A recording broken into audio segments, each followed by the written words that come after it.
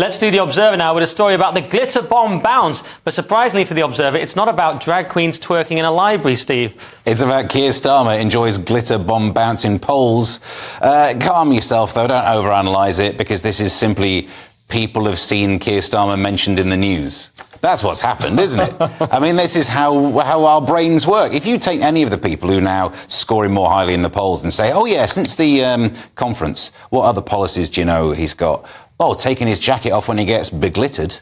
And that worked really well, didn't it? That was a great metaphor. So he could take his jacket off, roll up his sleeves and say, I'll roll up my sleeves and get the job done. It was a perfect. I mean, also, it didn't look too chicken when it happened. You know, some people would have cowered, and he sort of stood there and didn't do that. It went suspiciously well for him, didn't it? And now he's got this bounce. I'm not saying it's conspiracy, but his shirt was already like, I'm rolling up my sleeves and getting on with the job, you know. And the fact that, you know, it was just perfect for... And it wasn't anything that made him look bad like a cream pie. It was glitter that actually made him look better. It's suspicious, isn't it? That's all I'm saying.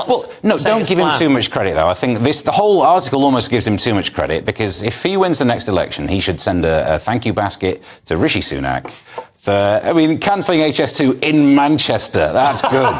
That's good. Yeah. Although the greatest gap in the polls between Tories and Labour was like 3 days before Liz Truss resigned. So we should also send her something, shouldn't we? Yeah, Sunak essentially went, you know that thing you don't care about? I've cancelled it. It's like, you've not mentioned immigration. You know, but this was perfect for Starmer as well, because he could talk about power, not protest. Yeah. It seemed like he was tough on Just Stop Oil. But anyway, go on. Well, just to sort of pour some water on Steve's jubilation, I mean, Starmer is what? His net approval rating is like 35%. Tony Blair had an approval rating of 93%. Wow. So in 1997. So, I mean, but like Steve says, this isn't an election that Labour will win. This is an election that the Tories will lose. That's it, exactly. And there was another story today of an insider apparently saying, don't F it up, is the official policy of Labour. And I've also heard it described as carrying a Ming vase. You just got to not drop it. Yeah. It's actually not as easy as you think, because it kind of reminds me, sorry, you're both not into football, but it's like a second leg of a European football match. You're ahead from the first leg. In the second one, you just have to not lose. Right. It's actually quite hard to play not to lose.